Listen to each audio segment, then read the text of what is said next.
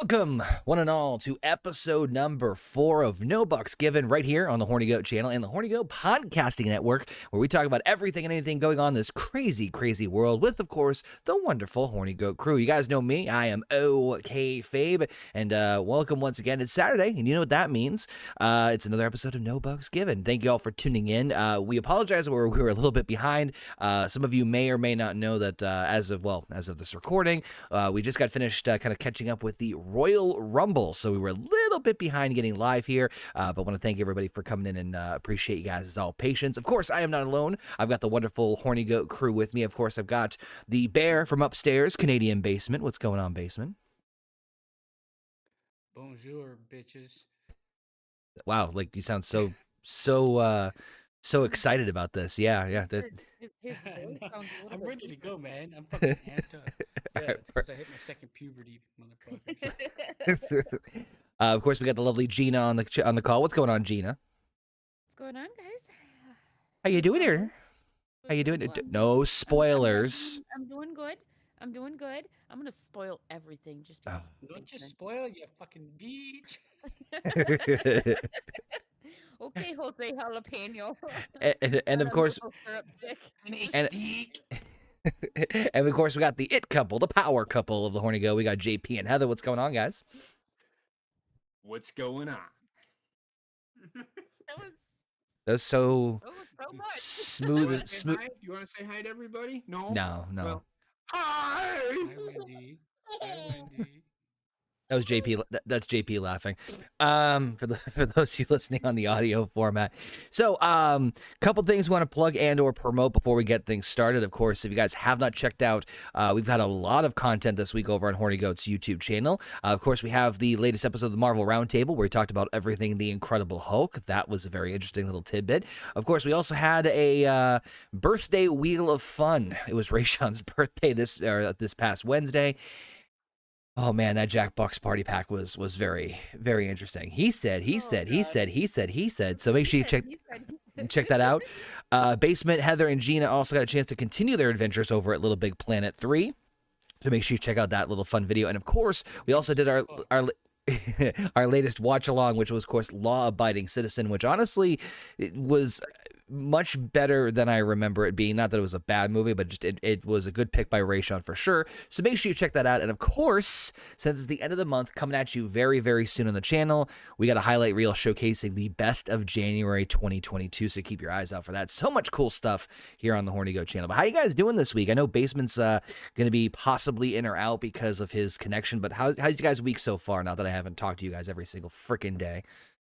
Much better this week. It was quite. We, like I said, we did the the thing with my dad. Me and my youngest brother did that, and then it was I went back to work. It was good to get back to work and actually talk to people. Not other than my family about things that I really didn't. It was nice to get my mind off of things. So it was quite refreshing. Good.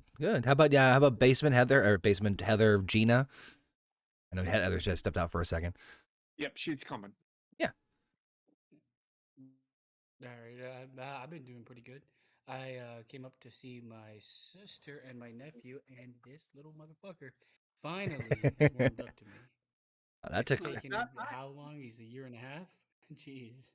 18 months. It's not the bad guy. You're not the bad guy anymore. I'm not the bad guy. That's good. The other uncle is the bad man. He's the scary man. He's a scary man. No, I'm able to hold him and everything. I put on his little shoes and his socks and shit. Oh, I'm glad he finally let you hold it. Would you practice on the dog first and then? I practiced in the shower. Okay. Oh my God, no, we don't practice. Listen, those two things do not combine. That brain cannot. My brain doesn't fucking compute that. Okay. God, Heather, how's your week going? It's going all right. I mean, business-wise, I wish things were a little better at the moment, but it is what it is. Just for everybody, she didn't shave her head. Okay. No, it's just died. She died. She bleached her hair. And didn't think she shaved her head for 1 I second. know, Thank I'm you for just being a clarifying. smartass. I'm just being a smartass. Let me fix the audio. Turned into a villain There we from go. all the 80s movies. Sorry Listen, about I'm that. going to tell you right now, my week has been spent pretty much watching the Ozarks. And anybody who does not watch the Ozarks, what the fuck are you doing? Well, I just caught up with Watching the every. Ozarks. Oh my I God, just it's so good. I just caught up with all my watching that I needed to over the past, like, I don't know, like just today, because I've been snowed in with almost 2 feet of snow. And sorry, I just adjusted the audio level, so hopefully everything should be a little bit better. So I'm looking at 2 feet of snow right outside, and I'm like, that's a fun thing that tomorrow Connor's going to have to deal with, because today Connor ain't dealing with any of that crap. Actually, did you know that they actually put a season 5 of F is for Family out on Netflix? No. I watched all of that today. Yes. See, I caught up with I've seen 2 seasons. I caught up with Book of enjoyed it. Boba. I caught up with Book of Boba. I caught up with Peacemaker, since I watched our little watch along. And then which, by the way, Peacemaker is, God damn, it's such a good show. And then I watched Don't Look Up. So good. Don't Look Up was really How really, is that? it's really funny. It's kind of one of those, like, So look down constantly. What is it? well, you have to watch it, Basement. I think Basement would like it. It's one of those movies where it's like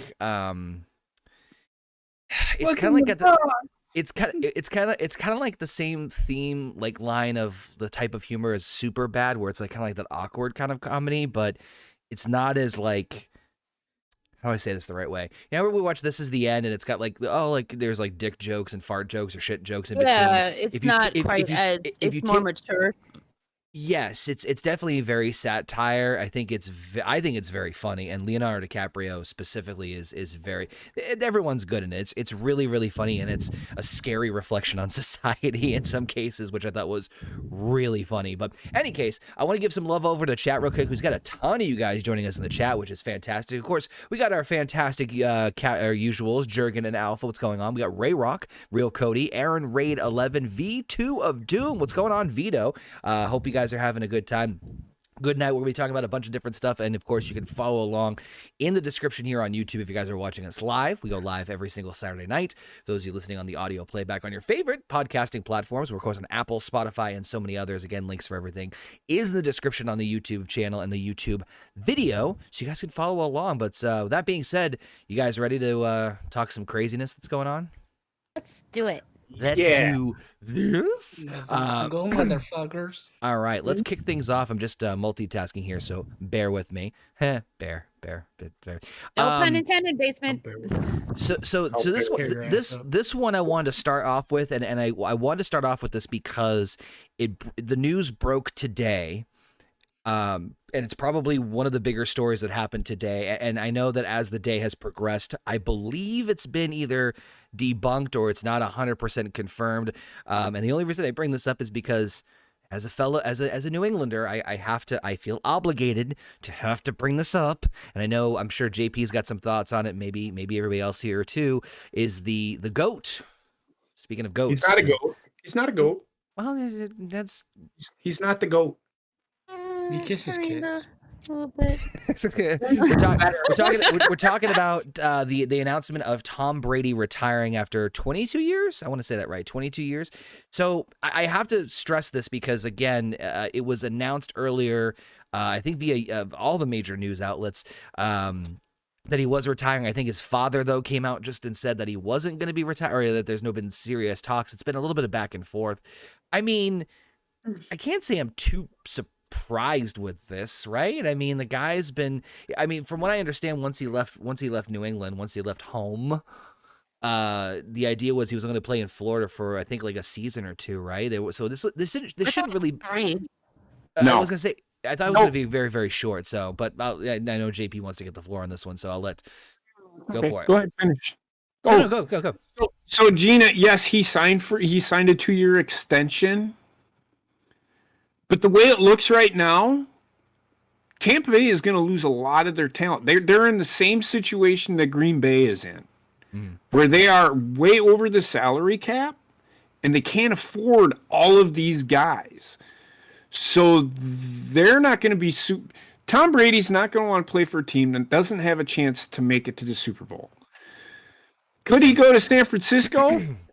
It'd only be for 1 year. But I could see Tom Brady saying, well, I would have played till I'm 50 because I'm That a impression is crybaby spot back on. bitch. Because I think that I need to be the focal point of the NFL. I am glad that, and I think he's going to retire, honestly. Well, I think he's a crybaby back bitch. And honestly, Go I'm ahead. sorry. I'm sorry. I can't The contain myself impersonation with your was fucking so impersonation.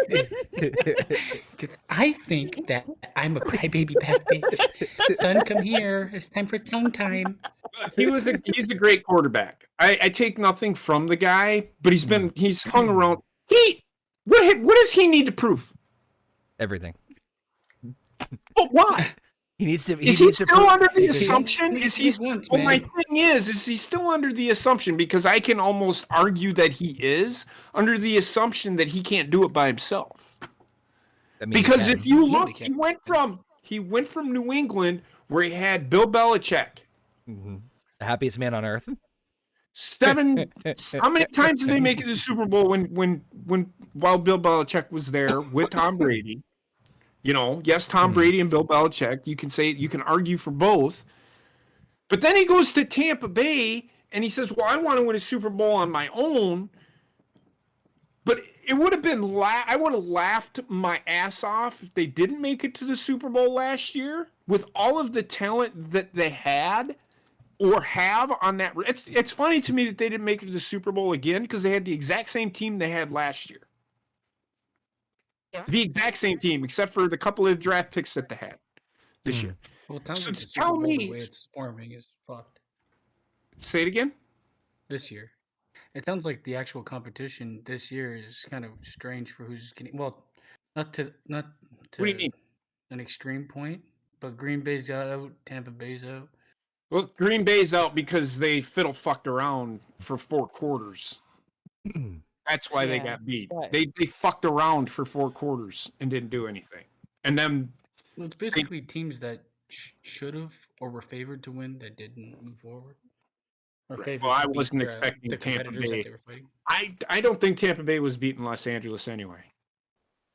I think Los Angeles That's is an because you underrated just football don't team. like Tom Brady. No. I honestly, I think it's a toss. It was a toss up because the spread for that game was only 2.5 points, 2.5 or 3 points going in. So really, you could flip a coin and say you could honestly say that, yeah, Tampa Bay isn't as good as they were last year. 2, they're fighting through the injuries. They didn't have everybody because the receiving core got depleted because dumb fuck Antonio Brown, and then Chris Godwin tore his ACL. So they didn't have the weapons that they had this last year. Right. Or last year.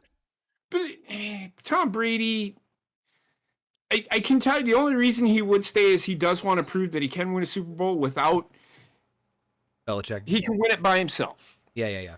I mean, I- oh, sorry. Go ahead, Gina. I was just gonna say, like, while I'm not a Tom Brady fan, I can admit Bite that your he tongue. is a really fucking good quarterback. And it really I say that with like a little bit of vomit in my mouth because it like makes me hurt inside. Not a big fan, but he is a good quarterback. Anyhow, continue. Basement. What do you think? What I mean, just for total transparency. Obviously, I'm from New England. Shocker, I know. So the thing that I kind of like laugh at is because obviously up here they treat him like a god, and it's all all joking aside. I mean, even I knew, like, as soon as he left, I thought he made it pretty clear that he was going to be done relatively soon after transferring, which I get. That's fine. I mean, JP's got he's absolutely correct.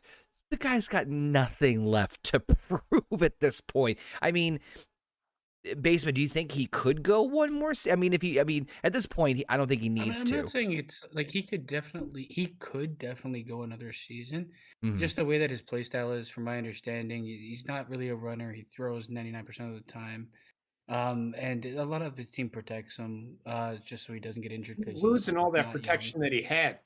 That's what I'm saying. Yeah, and that's the problem. That's why if he stays with Tampa, I don't know if he would continue playing because then you're running the risk of the injury that could not sideline it, but like nobody wants to be injured and have to do rehab. You kind of want to just retire and walk away from it. And also with him not really potentially having a chance to get another ring, what's the point? The only thing he has to prove is, well, like you guys said, nothing. But while you're still active, if you can go for one, or if the stars align and you're in a position to go for another ring, you go for another ring. Mm-hmm. I mean, But that how means old is he? taking a different role on a different team. He's in his 40s. What is I he? believe 44. yeah, 42, 44, something 44. like that. 44. But like, That's pretty fucking old for a football player, man. but he can still get around when he needs to. I mean, the guy is still in great shape. Yeah, he can. I think that he could definitely go another season. Get around those kindergarten classes. I just look at JP's like no. I'm gonna say this now. Tom Brady is slower than my Ass. daughter. Okay. I mean, your daughter's Well, pretty the quick. thing Here's is, the thing. Would you think? Sorry, go ahead.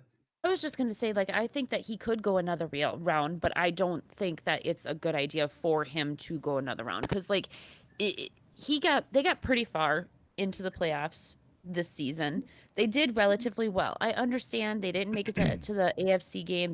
Or the NFC game, excuse me, and they didn't, go to the Super Bowl. All this stuff, but overall, his season ended pretty fucking well.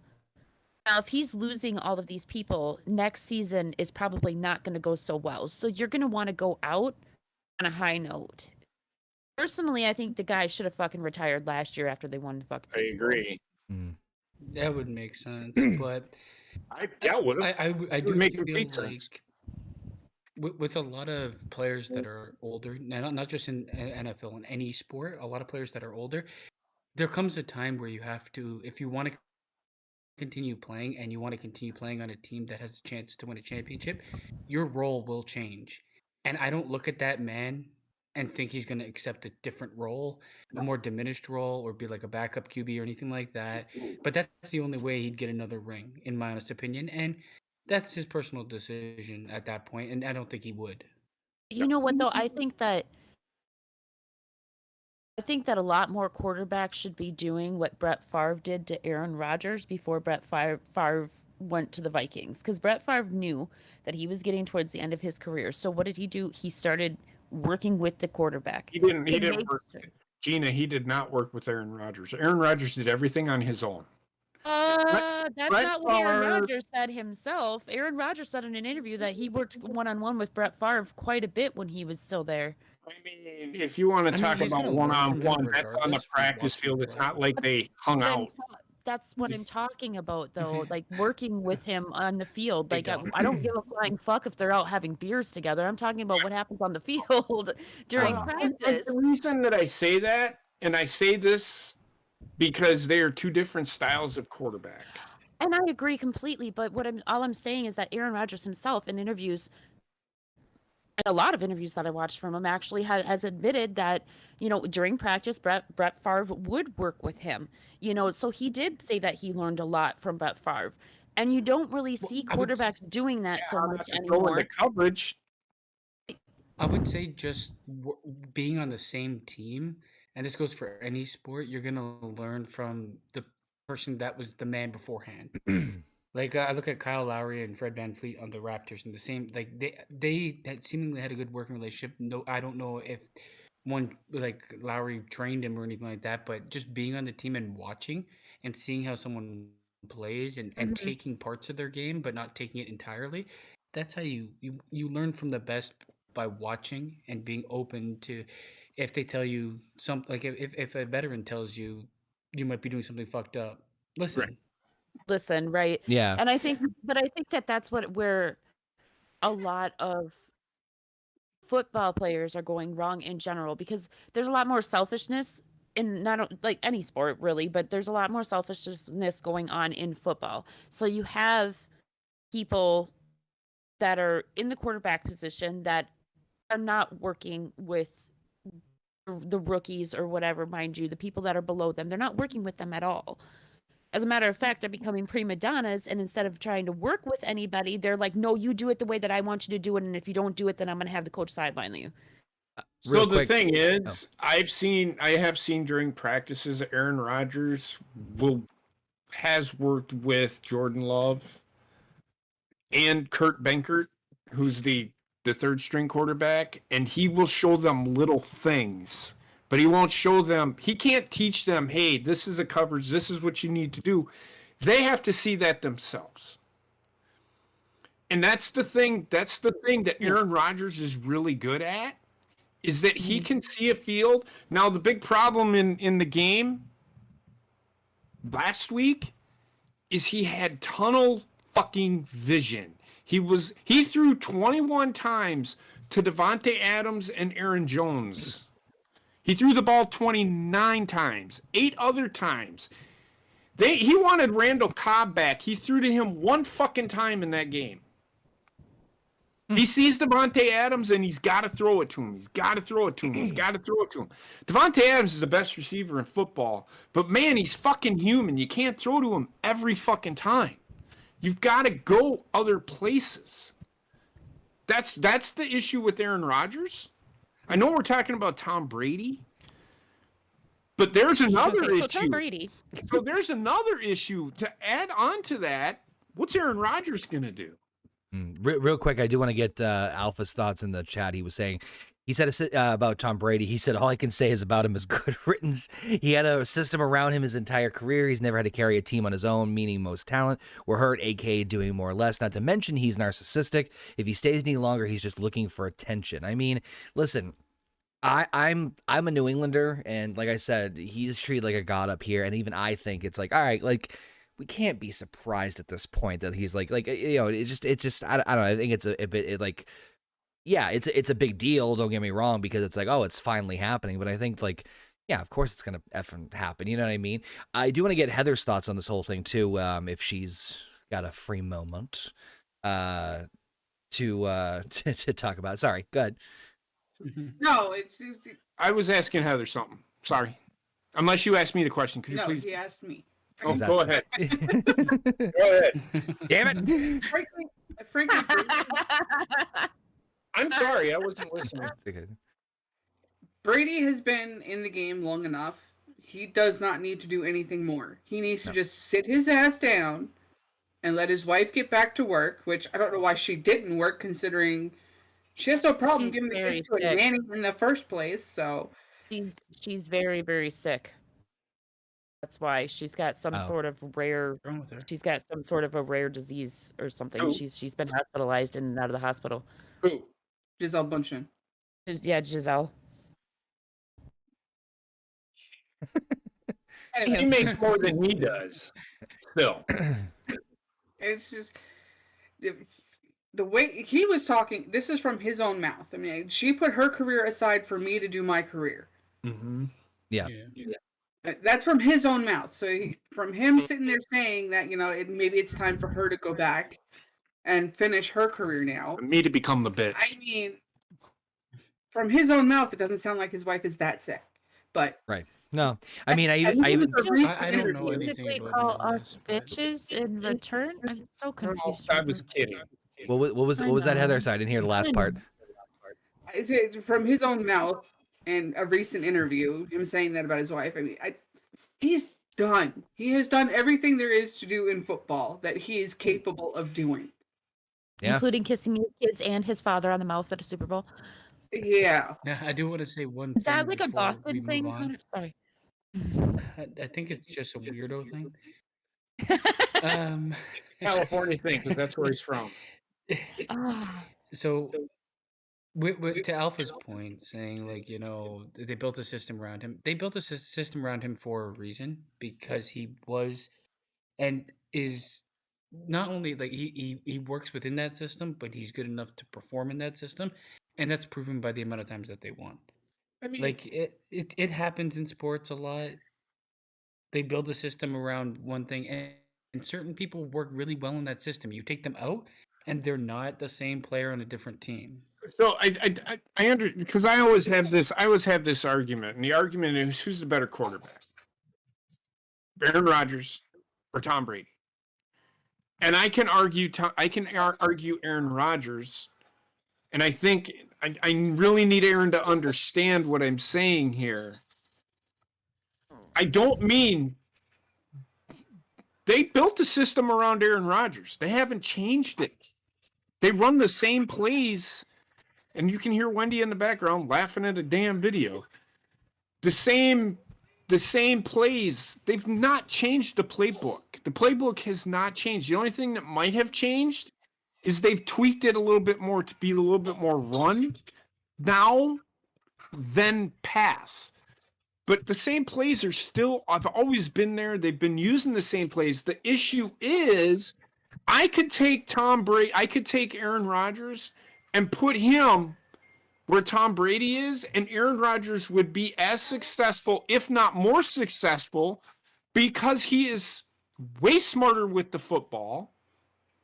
He does not turn the ball over, even though Tom Brady has had a couple years where he doesn't turn the ball over, but he has. In Tampa Bay, I think Aaron Rodgers would have been more successful than Tom Brady would have been. I know what you meant when you said turn the ball over. I just thought of like literally him just like flipping the ball physically over, like, oh, there's another side of this thing. But so it's not a fact that the system is built around him. If you get a franchise quarterback, you goddamn right you're gonna fucking build a system around him, because why would you not? Yeah. But would you say, I guess, like Aaron Rodgers has better versatility? Yes. That's Okay. he's a more mobile. He can run more styles of offenses than Tom Brady can. You know, the bottom line is you can sit there and you can argue which quarterback's better for days on end, but you got to give it to fucking Tom Brady. The guy has won, what, 7 Super Bowls? And I mean, he you can see it right on our screen here. He went to Tampa Bay, and you know, at first they were doing really bad, and then he told the coach, he's like, listen, I need you to give me control of this offense. And the coach trusted him, and the coach gave him control of the offense, and then he flipped that offense around halfway through the fucking season last year and ended up winning the Super Bowl. That's because The coach had to change the way he played to the way Tom Brady plays. Well, I mean, that's a given. What do you expect? You bring in a quarterback like Tom Brady, and you're basically saying, okay, well, now I'm going to bring you in, and I'm going to form my offense around you. That's what I'm arguing. That's what I'm arguing with the argument. You could bring Aaron Rodgers in, and he would get that offense right away. I guarantee it. Interesting. Not saying Tom Brady wouldn't do it. I see what you're saying. I'm not saying I mean, Tom and I Brady agree wouldn't with do you. Aaron Rodgers is a fucking great quarterback. it. Genius. But the bottom line is you can't take anything away from Tom Brady. And to put an end to this fucking story, for the love of God, I want to talk about him all night. I wish Tom Brady the fucking best. Hallelujah. Goodbye. I hope I never have to see you in another Super Bowl ever again. Love you. I hope Tom Brady goes on to win another 100 Super Bowls. I'm just throwing that out there. Anywho, he's 80 and then disintegrates on the field. hey, coach, I'm not. I hope he deflates like the fucking balls that he deflated. Coach, I don't feel so good, and just Thanos to win. Oh man, good stuff. We almost wanted him to go. So with that being said, we're gonna switch gears here, and since we only have since Basement's signal he has warned us in advance is potentially spotty, so we may or may not lose him throughout this episode. I figured we might as well skip over to talk something about Canada here. So with that being said, we're going to talk about Canada's Freedom Convoy, which of course you guys can, again, the link for the article is down in the YouTube video description. You guys want to check it out.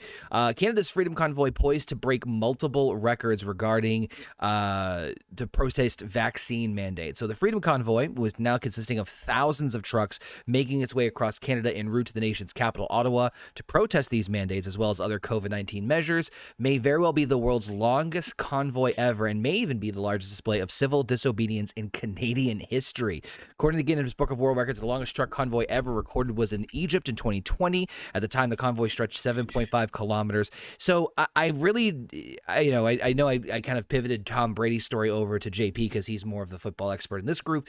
Obviously, Basement is the Canada expert in this group. So I wanted to kind of pivot to him on his thoughts about, and we've kind of talked about this before in other episodes about like mandates and things of that nature. And we talked about, I think, the last couple of episodes. Basement, what's like, have you heard about this? How's this impacting things over on your side? Like, give us the 411 on what's going down here. I'm also the convoy expert, by the way. Oh, okay. Sorry, the So- convoy expert as well. Okay, gotcha. Yeah. Convoy. No, it hasn't. It hasn't. Okay, so it's impacted all of Canada to an extent, but it's taking place right now in Ottawa, over this weekend. They've all kind of like parked up there and they've congested the city. But what the whole thing is really about is it's mandates towards vaccines and vaccines specifically towards truckers crossing the border. So at this point, there's several people within the Canadian government that have come out and said, COVID-19, it's here to stay. We're living with it. Right? We have an 80%, at least 80% population that's vaccinated. Of those 80% vaccinated, 70% or 65 have had 3 shots, right? So Mhm. we've been pretty complicit with the fact that, yeah, this is what's happening. But at this point now, the medical officer of Health for Canada, I believe the medical officer of Health Canada, Dr. Tam, and other people have come out and said it's here to stay. This is what's going to happen. So what this really means for that convoy is that there's going to be, or not convoy, for the truckers, is going to be a mandate for vaccines, and if they are non-vaccinated individuals, then they're going to have to, uh, s- spend 2 weeks in quarantine upon return or anything like that, right? Mhm. Which is Justin Trudeau's idea of what should happen.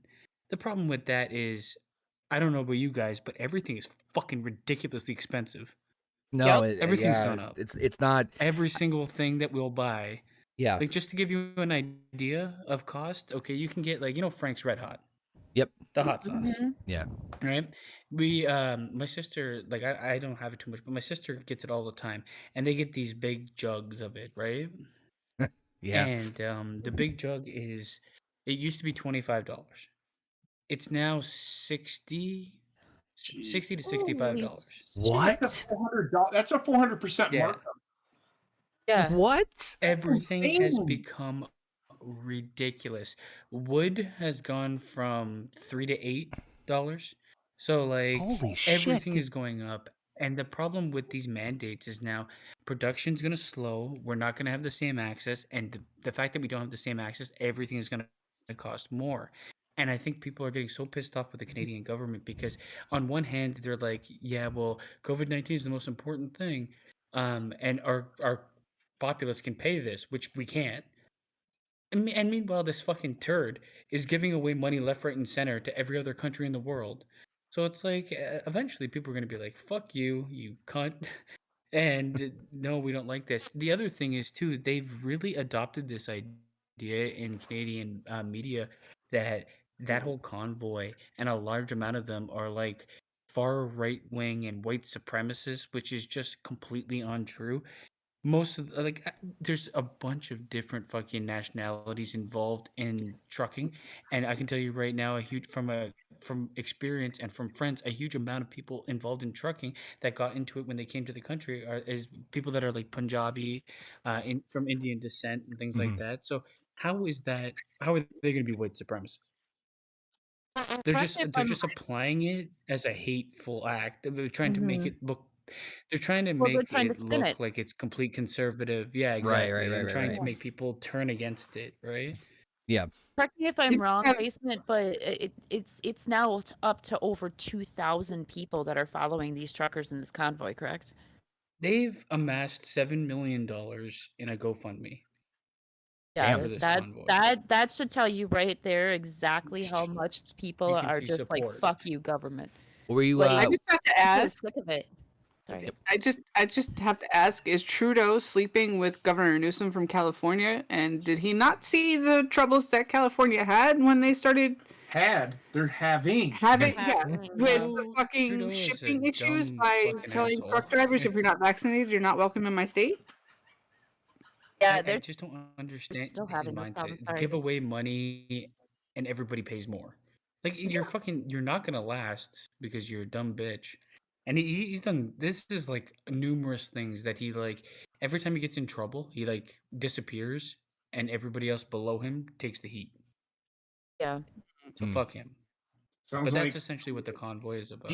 Do you think that the convoy is going to be successful, or do you think it's just another one of those things that's like we're going to uplift and then it's going to be we'll calm you down now, and then like in X amount of time it's going to revert right back to where shit's going to happen? Because I'm telling you right now, and I don't want to speak for Heather, JP, or Gina.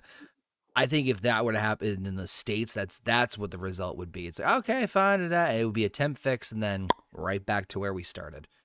It wouldn't even be a temporary fix here. It would literally be every politician sitting there saying, yeah, we'll get this done for you, but let us do this first, or let us do that first, or yeah, we'll do this Sneak for shit you. in, yeah.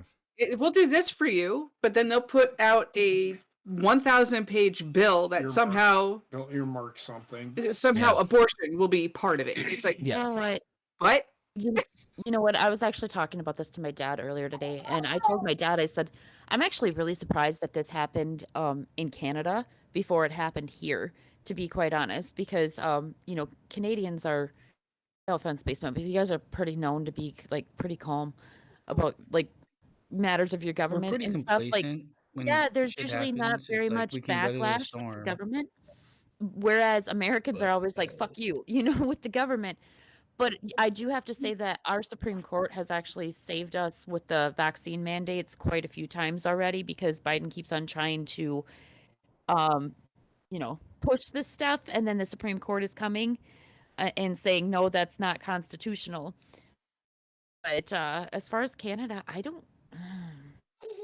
I honestly The thing I don't don't know if it's going to do understand. anything good or not. I could say here, I agree with Heather, it wouldn't.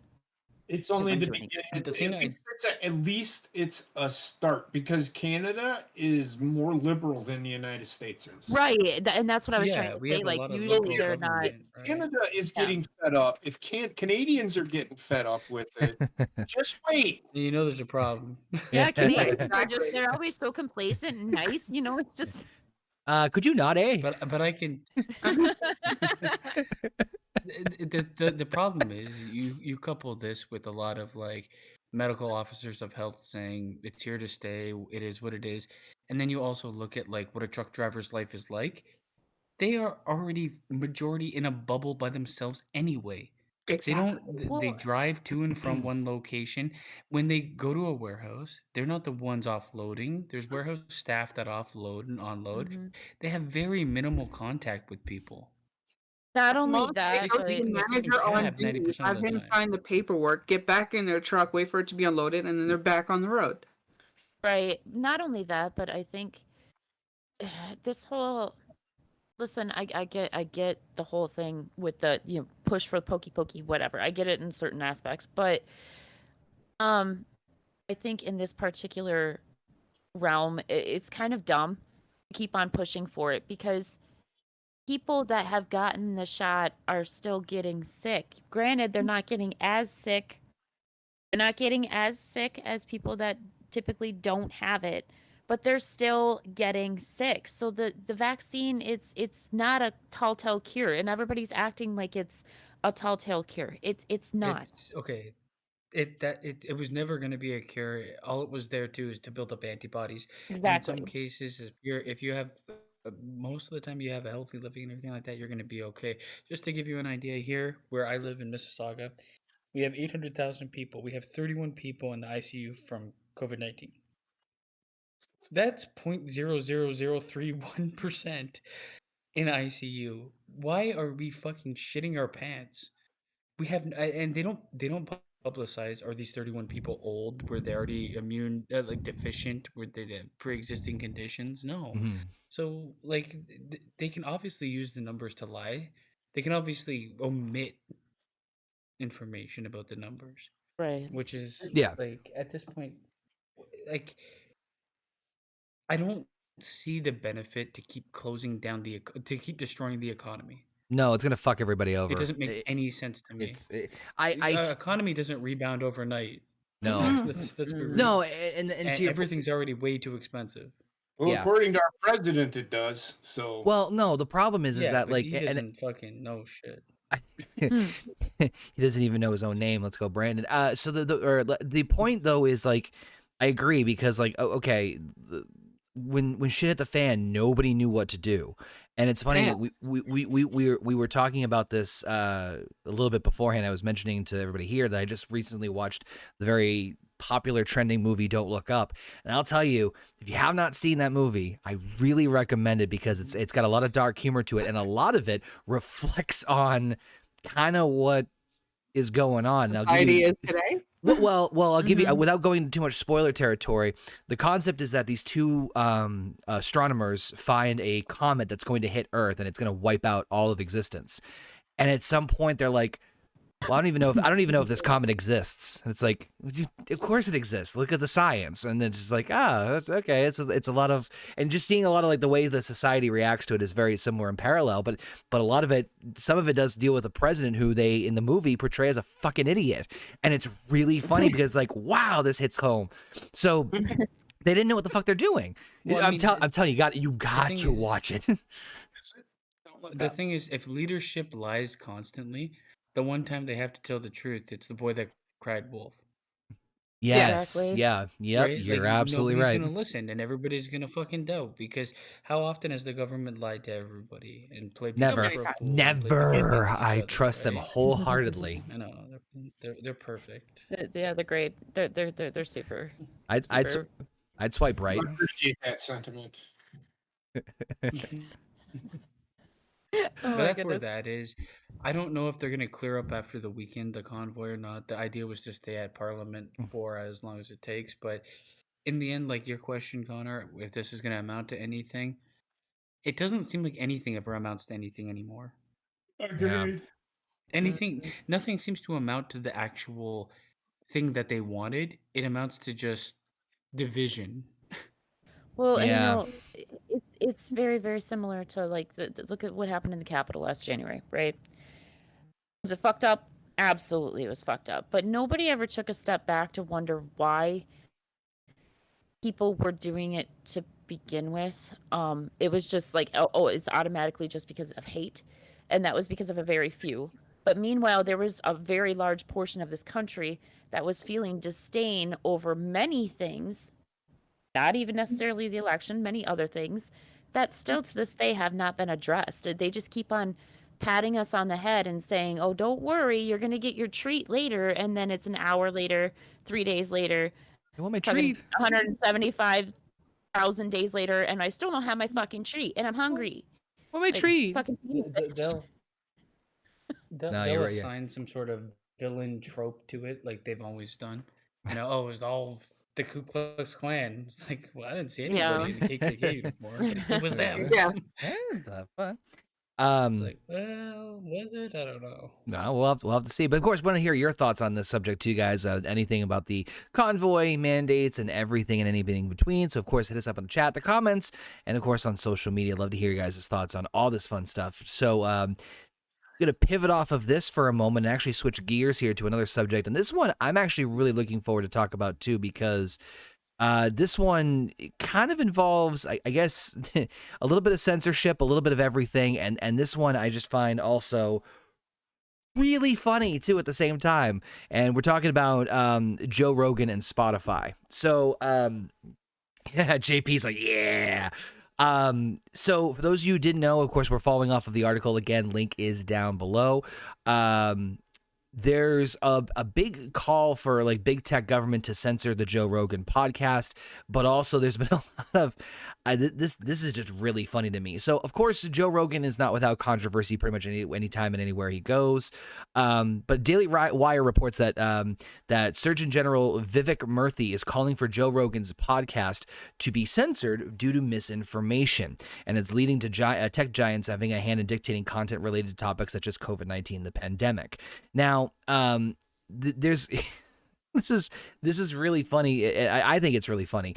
So, of course, this is not the first time this has happened where there's been a lot of attention and spotlight on Joe Rogan because the fear or the concern is that he is spreading misinformation based off of either his own beliefs or who's ever he's having on the show. And there's concern that misinformation about COVID-19 is being spread out there.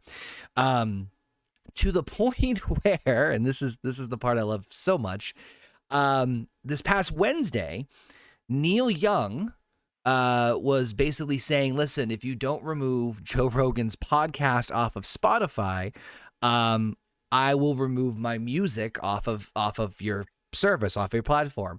To which they said, all right, we'll beat you to it. And they removed his music anyway. Wait, so I just find that really funny. So I guess the big question I'm throwing out to anybody listening, and of course everybody here on the show, I mean, are they in the right for kind of? I mean, how do I say this the right way? Spotify is not going to get rid of Joe Rogan.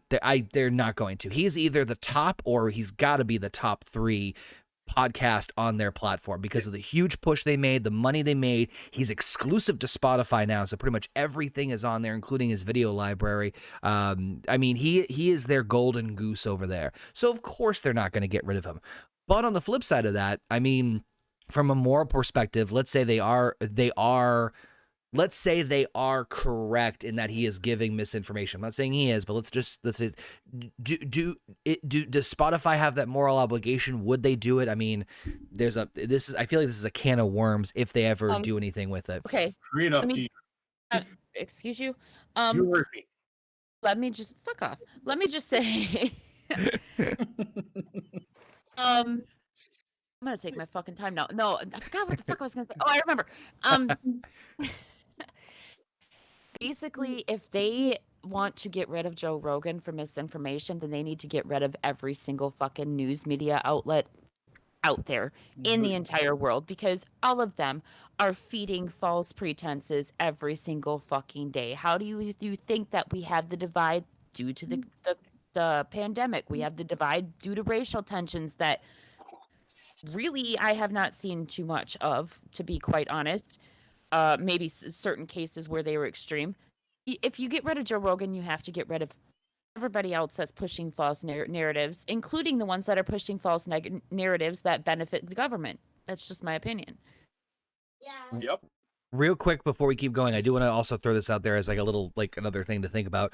Don't forget what happened to Alex Jones a couple years ago. Now, granted, you know, it might be apples to oranges in some cases, or the way you want to look at it, but he was completely deplatformed. I mean, granted, he has his own website now that he live streams off of, so it's not like he's completely silenced, but he's not allowed to have a PayPal. He's not allowed to be on YouTube. He's not allowed to be on pretty much any major social media as far as I'm aware of. So, I mean, is there a chance that could happen again with Joe? But I feel like with Joe, No.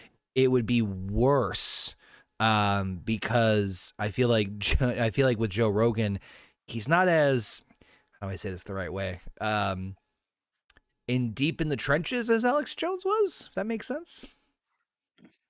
I find Joe Rogan to be more of an entertainer, and yes, he does.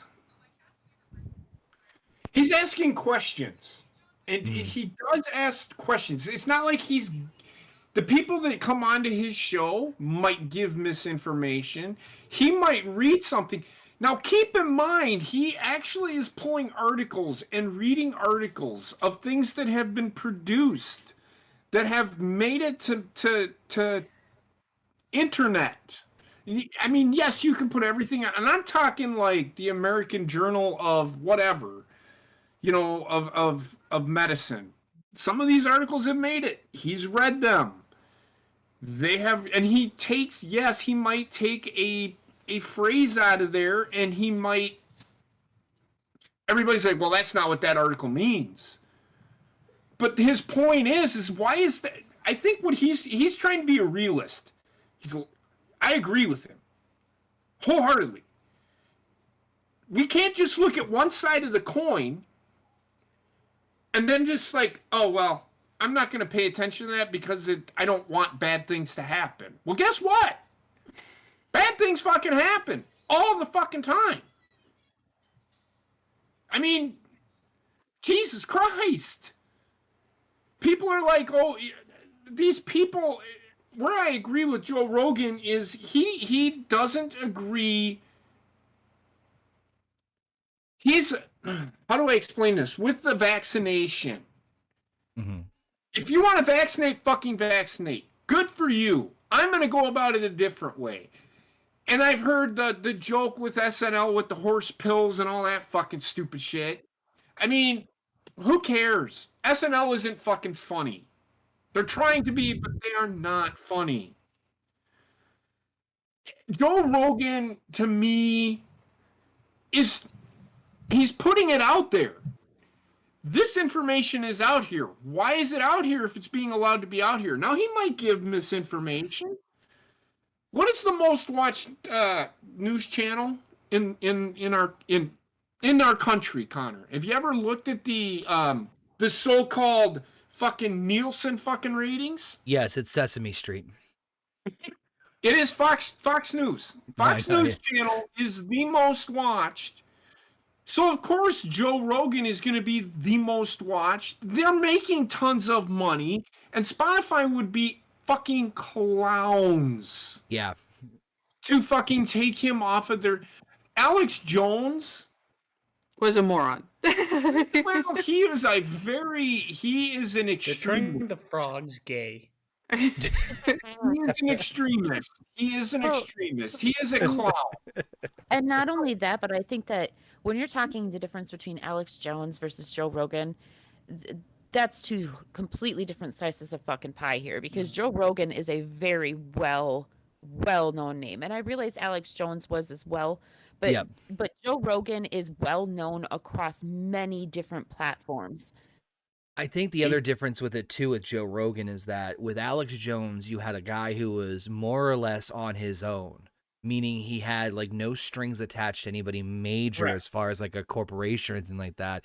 And so deplatforming him was a lot simpler. Plus, you're right. If you were to look at the two in terms of their content, Alex Jones was very like, wow, you're really going like that's way the fuck out there, versus Joe Rogan, where we've talked about this actually, I think not last night or the night before. I genuinely enjoy his stuff because I like that he has open dialogue and discussion, even with people that I don't necessarily agree with on their stance, but it's an open discussion. I'm like, oh, I wish there was more of these things happening and going on. Exactly. Here's Yeah, the it's thing. just real Sorry, quick Heather. just to piggyback off of JP here. There's one thing that people are completely fucking overlooking with Spotify. It's not a fucking regular radio where you turn it on and stuff starts playing automatically. You have to search what you're gonna fucking listen to. Exactly. So if you have issues with Joe Rogan, don't search for Joe Rogan. Exactly. In the bottom line, it goes back to one of the original rules of broadcasting or journalism in general. Don't like it? Change the channel. Well, actually, it's a true journalist is always searching for the truth, even if you have to ask questions that people are not going to like. I actually, and Aaron just put in the chat, he goes, Alex Jones said it himself on Joe Rogan's show. And I remember this because I watched this clip. He goes, look, and just imagine Alex Jones. I'll try and do it. Look, here's the deal. Okay. I'll be honest with you. I'm kind of retarded. So he... Yeah. Look, here's the deal. I'll be honest with you. I'm kind of retarded. Kind of like it's like Beetlejuice with a little bit of a little phlegm to it. It's funny, Heather. Beetlejuice. Heather, I want to get to Basement in a second about this, but Heather reminded me of the George Carlin joke. So Carlin got into a similar situation years ago, and the only reason I bring him up isn't because he's my favorite comedian, even though he is, but he was sued for his 7 things you can't say on television or on radio, and he did a bit about it where he's like, he goes, I got sued by a priest in Alabama because they heard this thing on the radio. He goes, fun fact, there are 2 knobs on the radio back in the day. One of them turns the thing on and off. The other changes the station. And so that I completely agree with Heather's point. It's like you have to like go out of your way to find these people. But it's a funny little thing that made me think about it. But Basement, floor is yours on this one. All right, I'm hoping I come through clear. Let me know if I don't, because it's You're a bit good. choppy for me. You're good. You're good. Okay, so to everybody's point, I mean, I look at Joe Rogan. I've watched several of his interviews, and they're not all political based. They're not all COVID-19 based. No. He's Right. talked to people about science, about everything under the fucking sun, and most of the time he takes things pretty open minded. Has him being on the learning side, and somebody teaching him whoever he has on there. Then I look at things like CNN and Fox News, and they tend to live in an echo chamber unless they bring somebody in there that's going to just fight them. They're not looking at each other's points of view. They're just butting fucking heads about Mhm. different points of views. And I mean, when I look at like the whole idea of anybody saying this should be censored, you are about to open a can of worms you do not want to open. You start stopping people from being able to talk what they want about, especially without like a clear-cut reason. Oh, it's misinformation. Fucking the new every single fucking news outlet I've ever seen is misinformation constantly. It's They're lies. already doing it already. The lovely platform that we happen to be on sometimes. Let's put it that way. Already did it a couple days ago to Tom McDonald and Adam Calhoun. Their new song, like they got fucking censored like no tomorrow, all because of the name of their song. It's happening all over the place. They're censoring people left and right, and people just don't fucking open up their eyes to see what's happening. Who are you talking about? I do find a lot of the censorship on YouTube or the censorship on any of these I'm platforms like talking this about have what more you to just do said. with Sorry. I did like say who you were words that talking they've about, not flagged, what. and it's literally bots. Oh. This is a person. This is a man that looks like a slug with sideburns coming out of nowhere and being like, "Take this guy off, or I'm removing my music." It's like, No, I'm going to be who the honest fuck with are you. you to silence somebody else? I do enjoy Neil Young's music. I grew up on it as a kid. I'm not My saying I dad- don't. I just Right, don't right. like his mentality of being. No. I'm gonna take my ball and go home Here's if the you thing. don't make this person not be allowed to be a person. It's the equivalent to a toddler throwing a fucking temper tantrum. It's like the Hollywood actors. And I don't care what they fucking say. I don't care what the fans say. I don't care what anybody fucking says. You're there to fucking entertain me. Shut the fuck up and entertain me. I will make my own fucking decisions on what I want. That's how I feel. Silent all the time. Well, no. I'm kidding. I'm The kidding. issue Dance, monkey, is, dance. you can't have a fucking opinion anymore without somebody saying, oh, you're wrong, just because you're not agreeing with what I think. You know what, motherfucker? Come here and say that to my fucking face. And then you'll find out how much I really agree with you. You know what I mean? Compared clips, dumb. People are dumb. if I compared clips of Joe Rogan to John Lemon or fucking whatever the Tucker Carlson, there is one person that is more receptive, and it's the person that they're trying to silence, Well, look which at I find Yeah, insane. look at the View. Look at the show The View. The View is having a hell of a time finding a Oh fucking my co-host right God. now because they can't Who find wants to be on that fucking bitch fest? they can't find a decent Republican co-host because no Republican females are willing to go They all on get that show attacked anymore because they immediately. all get 4 on attacked. 1 or Exactly. whatever. All they do is get harassed on that show, no matter what they do, no matter what the fucking topic is. They had Elizabeth Hasselbeck on there, who was probably their best co-host. Now, Meghan McCain was okay, and she was probably the last Republican that they will. Every time that fucking any conservative says anything on that fucking show, Whoopi Goldberg, fucking Joy Kitty Behar. or Joy Behar, fucking gang up on her and tell her she's a fucking moron. Why in the fuck would I want to sit on a show for an hour and be called a moron? But By and two that's people The thing who are is, can't that be insignificant cogs in a conservative, though, bro? fucking wheel. well, the View, they're having, like I said, they're having a hard time finding a Republican co-host because they are attacked so much. So now they're having to sit there and they're having to think, are we gonna have to replace, Whoopi Goldberg or whoever it is, the other lady on the show in order to be able to get co-hosts because nobody wants to fucking co-host that show anymore. They're all of them because they're all fucking liberal cunts. Cancel the show. But the thing is, can't you have conservative and liberal points of view? Yeah, but You like, can. What world am I 100% conservative or 100% liberal? Obviously, I have different points of view, and I'd like to hear a conversation instead of being yelled at by somebody. Agreed. That's- And you know what? yeah. Like me personally, I have a lot, and you guys know this, and I can say this probably pretty much about all of us on the call.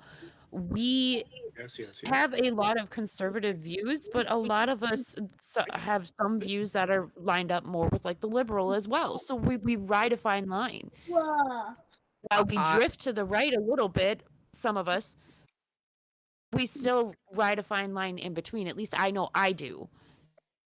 Yeah, I tend to be more in the middle myself personally. I think, I mean, if you really want to put a label on it, I tend to probably lean more liberal than conservative, but it's not that. used to lean liberal when liberal meant something different. Well, that's actually a very, you know what? Fuck you. That's a great statement. I'm gonna fucking steal that. But I lean. I'm more in the middle, just because the. Good Lord, but the thing is that, and this goes back to my point of why I really enjoy Joe's show. I have not seen every episode of Joe Rogan's podcast, so I can't speak to the specifics of what this is talking about like him spreading misinformation. What I will say is that one of my favorite things about his show is the open dialogue discussions. I've listened to him having both Ben Shapiro on and also Bill Burr. Obviously, two very fucking different conversations, but I appreciated both of them. And I mean, I'm not the biggest Ben Shapiro fan, but I was telling this to everybody yesterday. I'm like, I appreciated it because it's like, wow, okay, at least you're explaining yourself, and whether or not there might be things I disagree with, it wasn't like they were jumping down each other's throats, and they understood each other to the point of like, hey, I don't necessarily agree with you, what you're doing or your things or your stances, but I'm at least having an open discussion about it so I can hopefully better understand your mentality, which, god damn, do I miss those fucking talks. I just miss, like, it's the way I would. Unfortunately, that's the way society is now. We have to yell at each other and not actually hear each other. We can't sit down and have a normal conversation like we do here on No Bucks Given. Yep. And I chalk. Sorry, go ahead, Sorry, Jason. I was just gonna say I chalk a lot of that up to the fact that there's no really good debating in high schools anymore. Because I don't know about you guys, but when I was in high school, like we had to debate. I was a master One at side it. of the class on one side, and me too, and one side on another side, and we had debated away. And there was no room for arguments. It was all debates based on factual evidence, and they don't do that anymore. At least my kids' school doesn't. So these kids, they don't know. Kids and adults alike don't know how to fucking properly debate anymore. Instead, they're crying like little bitches when they don't get their way, and they get upset and they huff and they puff, and then they cross their arms and they run away. Yep. What were you gonna say, I Babe? actually don't think that's true. I think if you have a dialogue with somebody and you sit down with them, friends or acquaintances, and like I know a bunch of people that don't have the same political viewpoints or we don't hit on the same marks, but I can talk to them without having to be insulting, and they can talk to me without having to be insulting, and we can find common ground. I think in person it's a lot different, but when it comes to somebody, oh, they're gonna quote a tweet somebody said, then that's where the problem lies. Like when you Fuck start Aquaman. pinpointing parts of a conversation and not having actual conversation, it's like it just portrays just something that's untrue. Yeah. No, I think it kind of goes back to what we were saying. Like, and I agree. It becomes a thing of I'm gonna have this. They come across a conversation as a confrontation, and they confuse the two. And exactly. I think that's Learn something, but also give something to learn. Right. Like I have no problem, here really for the most part having conversations obviously with anybody here on the call and anybody part of the Horny Goat crew, because we've had such a comfort level with each other that I'm pretty sure, and I don't want to speak for anybody here, we could almost have polar opposite viewpoints with each other most of the case, and we could have a discussion about it where we're not personally insulting each other. Hey, this is why I feel about this way. May not be right, may not be wrong, but or maybe right, may be wrong in the other person's mind.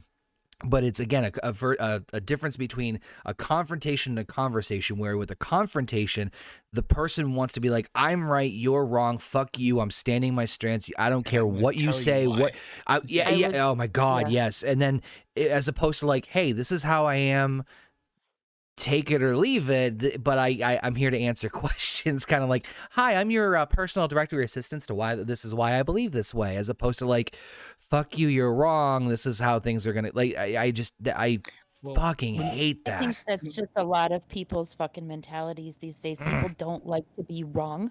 They don't like to be wrong.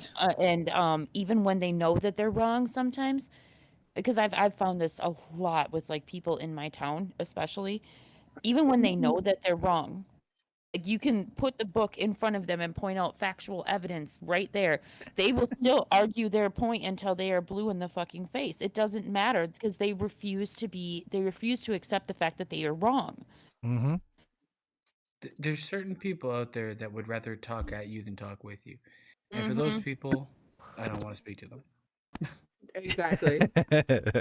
Good point. But of course, again, want to hear your thoughts on this, on everything that we talk about here on No Bucks Given. So if you guys are watching on YouTube, hit in the comment section below, or hit us up on social media. You can follow all of us on Twitter, on our various Twitter handles, and of course also at the Horny Goat 1 if you want to hit us up on Twitter as well. And make sure you listen to us on your favorite podcasting platforms if you haven't done so already. Plus bonus points if you can leave us an Apple review. I'm told that Steve Jobs personally appreciates it. He's still around, right? We're still in good coots with Steve, right? We're still. He What? died about 10 years ago. I'm pretty sure he's dead. I thought he was living off of fruit somewhere in the Middle East. Listen, he ate the forbidden fruit. Oh God. Anyway, all leaving he us. lived off was fruit, and he never showered. Listen, ew. What do you smell like? Rotting apples. Boom. Why do you have fruit flies hovering around you? Rotting apples, bad pun. Anyway, moving on. This one, we're going to pivot a little bit, and these kind of stories are a little bit more all over the place here. Yeah, I said pivot. Pivot. I said what I said, and I meant what I said. You said pivot. Yeah, see? It was right. The Canadian, the Canadian bear gets me. I just wanted to hear him say pivot. Pivot. Ross, pivot. Hey, all you cool cats and kittens out there, let's talk a little bit about Tiger King here. So, I can't, like, when I read when you who suggested this article? First off, I'm trying to remember who. I Okay, did. of course Gina She's did. right below you. So, for those of you who don't know, Carol Baskins. Tiger King Joe Exotic has been re-sentenced to 21 years in prison. This guy can't catch a break. Then again, he probably deserves it too. The whole title of that is resentenced to 21 years from 22 years. So literally, all of these lawyers wasted their time, and Joe Exotic wasted his money to get 1 year cut off of his sentence. I'm not gonna lie, I kind of feel bad for him because I personally think that he was set up. I think it was fucked. Now, does he belong in jail for what happened to the animals? Absolutely. But as far as They all do. as far as the attempted murder for hire and all that stuff, I think that shit was a setup. But I kind of feel bad for him. Not gonna lie, because he was recently diagnosed with cancer. So basically, he's gonna die in jail or in prison with cancer. So as Heather said earlier in the he's gonna die in jail anyway. Yeah, exactly. So, of course, like Heather just mentioned, federal judge resentenced his prison sentence from 22 years to 21 years, despite pleas from the former zookeeper for leniency as he begins treatment for early-stage cancer. He's saying, quote, "Please don't make me die in prison, waiting a chance for it to be free." Of course, he was convicted in a case involving animal welfare activist Carol Baskin. Both were featured, of course, in the Netflix special Tiger King: Murder, Mayhem, and Madness. I mean, okay, so I'll be honest here. I have not seen the second one. I have not seen the latest God, Tiger you King have yet. to- I Season know. Season 2 is fucking insane. I thought the Season first one was 3. fucking insane Season 3 is even more insane. because they're all dead. Season 2 is fucking insane because without revealing too much into it, they dig deeper into Carol Baskin and her husband, like her first husband. Yep. So they dig into that, but okay. So in the first season of Tiger King, we saw Carol Baskin being depicted as this crazy lady, right? We obviously saw Joe Exotic also being depicted as a crazy dude. We also got a famous TikTok song. Yes, Carol Baskin killed her husband. Sorry. Anyways, but in season 2, you can truly tell that everyone involved in this entire thing is fucking batshit crazy. Like, oh my god, it gets so wild.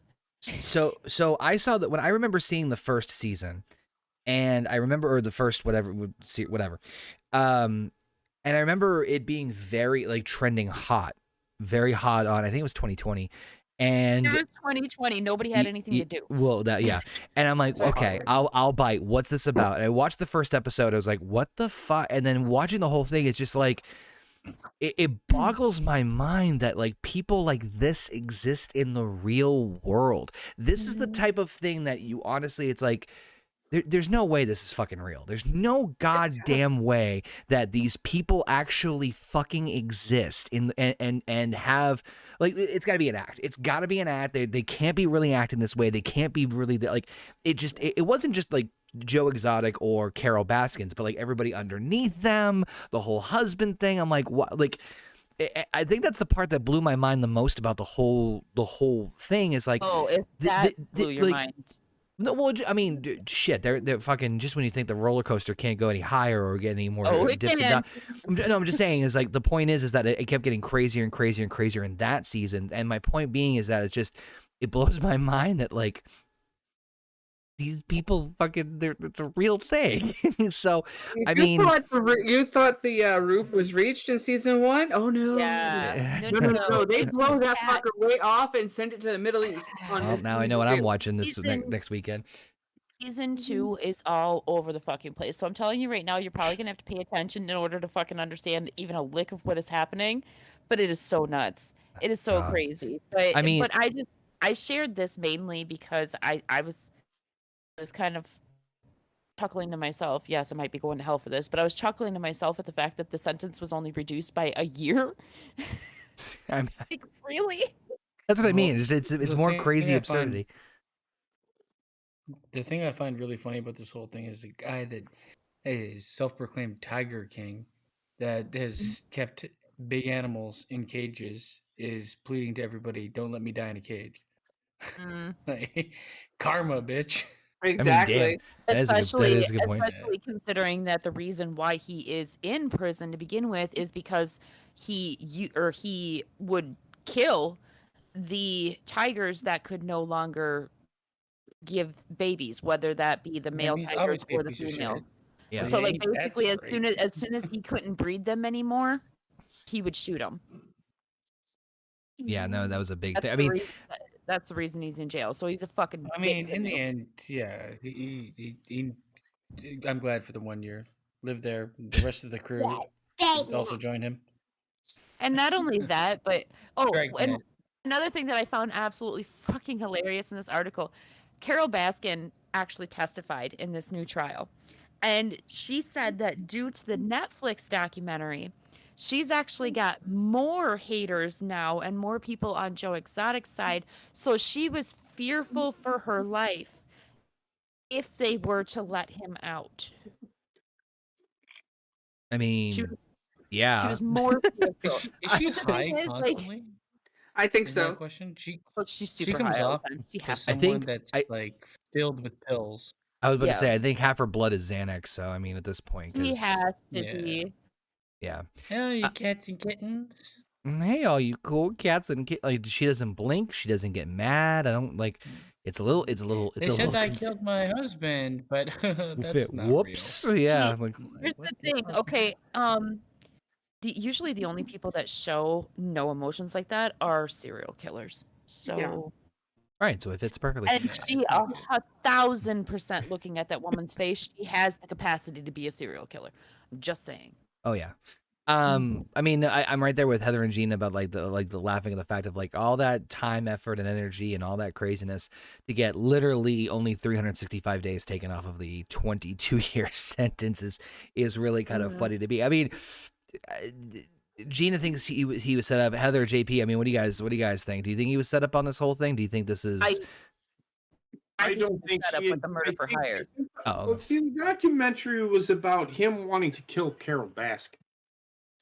I don't think he's smart enough to figure out all of those plans. I don't know about that, but Sorry. I don't think. I think he. If you watched the. Because the third one's about Doc Antle. There is- oh, the yeah. second- so he. Well, she. It. I don't even know what the fuck I'm talking about anymore. I'm gonna be honest with you. This whole fucking thing is they all deserve to be in jail. Yes, the Tiger King, the guy deserves to be in jail. Yeah. Yeah. So does Carol Baskin. I Yep. don't know if I All of them. wholeheartedly think that she killed her husband because he wanted to divorce her. Mm-hmm. Didn't And he they was gonna apparently like find him in like Europe or something? no, or, like, they never traces of found him. Never They found did- him. They No, never he found him. definitely killed him. property. Come on, They look at her found- fucking dead-eyed bitch. They They never found. found property he bought down in Brazil or Peru or wherever, Costa Rica. Costa Rica. But But she the knew people that about. took care of the property said, yeah, he was here for a week. Then he went home, and we've never seen him again. Well, here's So- the thing, and God damn it, Connor, you haven't seen it, so I really can't go too far into it. But let's just say that he was into some unsavory shit in Costa Rica. Mhm. So if she didn't kill him, they Somebody did. else did. Right, Yeah, somebody right, else. right. So him, the guy that took over what Tiger King had, he deserves to be in jail. Oh He's yeah. dead. Yeah. No, he's not. Oh Yes, no, he is. he's ju- not. yes, he is. He just had a fucking major heart attack and died. Well, I know he had a major heart attack, but I thought he died. Hold on one second. No, because I just read something on him last the week. Eminem guy. The Eminem guy. No. Like What- Tupac Shakur, but white. Jeff. His name is. What was his name? Jeff. My name is Like Jeff. Shakur. No, it was. No. There was another Jeff, the one that was on Ghost Adventures. Yeah, that he found was his wife. He was the one who passed away. Okay. Okay. All I know Well, is no, Carol I- Baskin's. I think he had like a major heart attack or something not too long ago. But either way, he still deserves. I don't give a fuck if he had a heart attack or not. He deserves to be in fucking jail. From Um, what I understand, the government is actually they're taking aim at him now. Like they want him in jail too. They've been. No They have wonder been. why. They Yeah. all they So I just heard basement. Oh, I wonder why. they all deserve to be in jail. I watched all three of them. There's three seasons, and they did one on the Doc Antle, where Yep. that just became fucking a cult shit. Yeah, Not that guy surprised. deserves to be in jail. Yeah, When Doc was prodding up an he was elephant. running a I shoot him 1000% right in the cult. neck. This whole thing is just so fucking nuts. Like it's literally like a fucking circus. Yeah, it really is. Mhm. Elephants and I know it everything. But my point is it is so fucked up, so confusing. Honestly, I think depending on what time served for him Mm-hmm. is probably good enough. Yeah, I mean, He's gonna die. yeah. Even if you like, What the fuck is he gonna do? you could literally. I mean, there's so much chaos, bedlam, and carnage in between. Not just him, but everybody kind of in that like bubble. That if there's not one reason to put him in there, there's another. You know what I mean? Like there's enough Well, substantial crap between all of them that they all should be jailed. Well, Yeah. and that was actually how it initially started because they tried to get the Tiger King on the conspiracy to murder for hire, right? They tried to get him on that, but because the FBI, Jeff Lowe, and that other guy, I can't remember his name, worked together to set him up, they couldn't get him on that. Hence why he went to prison for the animal charges. And the murder for hire was never that charge was never pressed against him because they I just couldn't. I don't get how they could charge him for animal charges, but nobody else that was involved in Right. anything there because you're all complicit with it. You're complicit with it. But I Especially mean, Jeff it was Lowe. fucking Carol Baskin 1000% killed her husband. And she's also should be in jail for fucking animal shit. Well, you Her also, husband, I used to I mean, eat her there- pussy until her pussies ate me. There's probably also like plea deals and stuff too. So I bet you anything, especially with the way how cutthroat they were with each other, that they fucking took they took plea deals where it's like, all right, yeah, I'll give you all this shit on Joe, and then they just point their guns right at him. You know what I mean? So That's actually how they got Joe to begin with, because the Yeah. government was going after Jeff Lowe and that other guy, I can't remember what the fuck his name was, the guy that was actually quote unquote supposed to murder Carol Baskin. But they were going after those two, and those two made a deal with the feds to give them the Tiger King. For sure, Right. Wendy. So that makes all the sense in the world. But I mean, I don't know. All I know is I look at this guy and I do not King anything does not resemble anything with him. I mean, King of the Trailer King Park of- is about it. But you know, Yeah. Sucking dicks. You know what which he is. astounds, Yeah, man, he loves straight boys. you know what He is astounds great. me with that? You ain't that straight. What astounds me with that is the fact that he started off as a fucking sheriff. And apparently, according to the people that lived around him, he was actually a decent sheriff. But then he lost You're his under arrest for being straight on a Sunday night. But no, but here's the thing. When he had the love of his life, the guy that he calls the love of his life, which was his very first husband. And That guy that was drugged up all the time and shot himself No, in the no, head. No, not the one that was on the No. first season of Tiger King. No, there's one no, before him. there was one before him back in I think the late 70s, 80s, Did sometime. he also kill Graduated himself? high school. Yeah, but that was the love of his life, and they were together, and he was doing really good, and he was the sheriff and everything, doing really fucking good, living a normal life, whatever. And then his partner died of, I believe, HIV or AIDS. Same difference, but his partner died, and then that is when he started going off the fucking rails. And after that, it was like a downward slope. It's such a weird career trajectory. I was the is. sheriff. Now, do you want to buy a big pussy or not?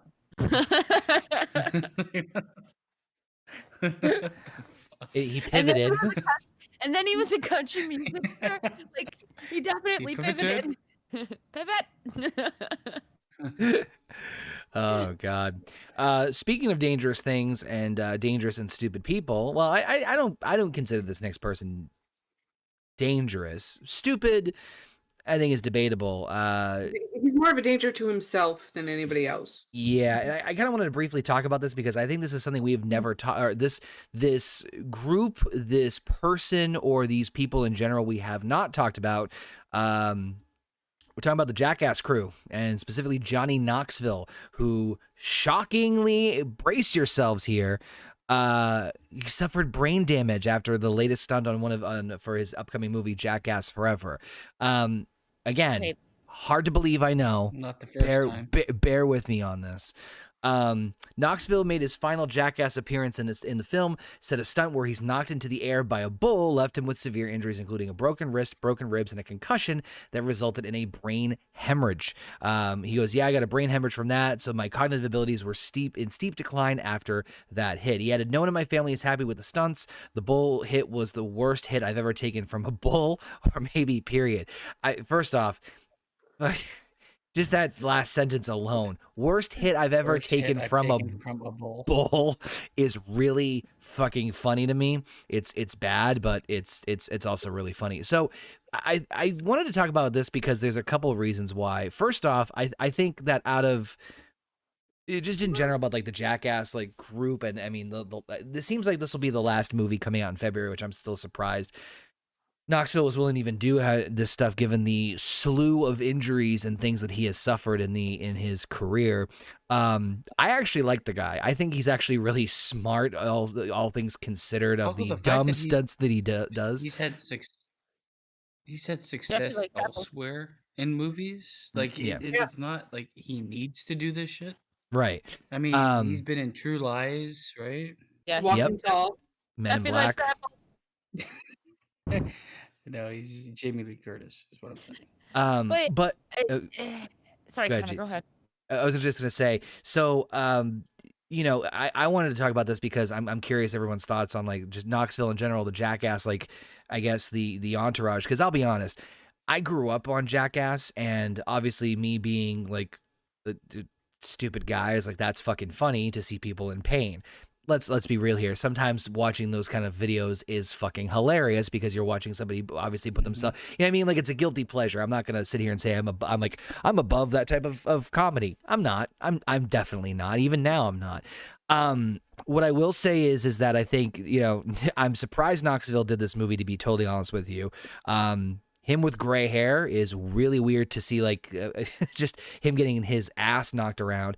But I will say that, like, especially like some of the newer stuff or the more recent Jackass things aside from this movie, there's obviously the stupid stunts where like they're gonna be like, oh, that's gonna clearly the end result's gonna be them like really getting fucking hurt. But there are some Jackass pranks or stunts, whatever you want to call them, that are very clever and very fucking funny without having to go into that like, oh, we're gonna go for a cheap, like, I'm gonna taser this guy in the nuts, and that's the joke. Like, no, there's a couple of other like funny, like anything with a giant hand, I think is fucking hilarious. Yeah, the hand one. I think in the new movie they're doing one where like one of those inflatable like things pops out of like when they're ordering like food at a food truck, Like the ice cream truck or something. yeah, like which that, I thought was fucking hilarious. Like it's kind of weird because I love Knoxville, especially his laugh. Just something about like that evil like kid like laugh where he's like a mischievous little fucking kid. But just generally speaking, thought I'd open it up to like just talking about thoughts on the Jackass franchise, the characters, Knoxville himself, the anything of that nature. Gina, before you go, all I'm gonna say is we man can fuck up. I love Wee Man. But second of all, like I don't know. I was never really that into the Jackass stuff, mainly because of all the puking that they did. Like it just wasn't my thing. I was much more into like Viva La Bam, to be honest, because Viva La Bam, they did a lot of the comedy in which you were just speaking to, and not so much of the sticking shit up their ass or making each other vomit nonstop. My kid, on the other hand, fucking loved Jackass. Like, oh my god, because when he was little, I don't remember what movie it was, but whatever one, it's the one at the beginning where they start off where they're like blowing each other up like fireworks. Uh-huh. Yeah, and that was one of his favorite movies. And Jackass the movie. yes, Well, that one. There's was been hard. there's been 3 movies, so Yeah, that was the but it was 4th. the one where they. Yeah, it was the one where they. I want to say it was the first one that they Yeah. did. That's the one where one of them took a condom in a fucking car. Yeah, Steve-O. Oh, car and shoved it up his ass. that was Yep, that Ryan. was- Actually, that was Ryan Oh, Dunn that who was did Ryan that Dunn. one. Steve-O was like, I actually remember the movie very well because, it's funny. Steve-O obviously known for doing all the like the more extreme out of everybody, and then he's like, well, I told my dad what I was gonna do, and he just gave me that look like I'm not mad, I'm just disappointed, which is so much worse. And then Dunn's like, yeah, I'll do it, and then he just did it. It was just, No, the crazy thing is, Ryan Dunn was my favorite on Yeah. that show. So when he died, I kind of lost interest completely.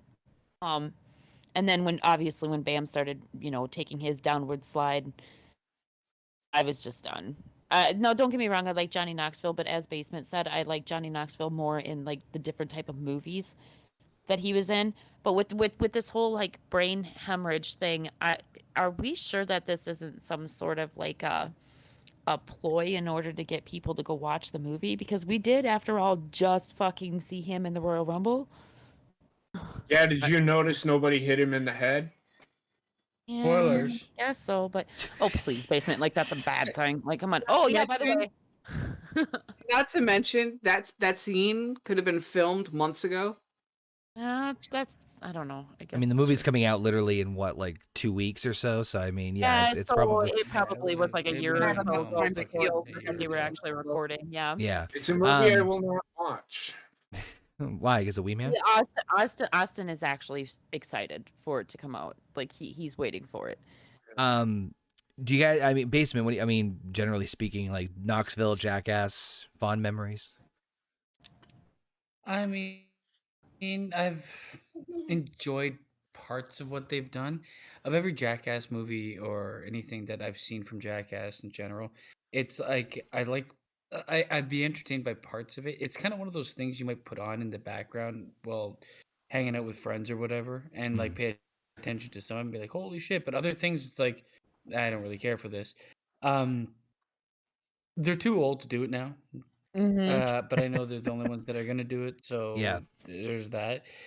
I just like with the amount of things available on YouTube of like people doing stupid shit you can find on YouTube. Yeah. It's not like it's not they're not the only people doing it basically, right? Right. Right. That being There's said, I mean, with the cast and crew that they have good chemistry with each other. Obviously, they're friends before they're performers, which helps. But I mean, I won't watch the movie. I'll probably see clips from it once it's done and uploaded somewhere else. But I won't sit through an hour and a half movie of people doing that.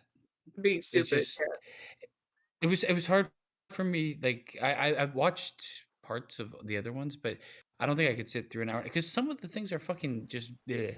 yeah. Like they'll Disgusting. dress up Yeah. like chickens and run carts into each other. It's like not really. There's no entertainment value, and so, for me at all. And sometimes it just goes on too long.